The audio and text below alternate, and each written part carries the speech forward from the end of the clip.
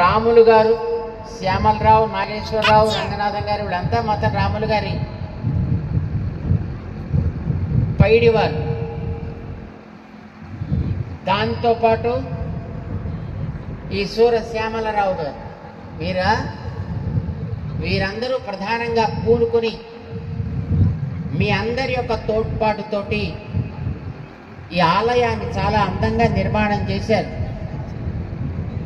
సాధారణంగా శిలామయంగా ఆలయాలు నిర్మాణం చేస్తారు, కానీ గర్భాలయం దాటి ఆ పైన ఉండేటటువంటి ఆ మండపపు ఎత్తుదాకా శిలామయంగా చేస్తారు.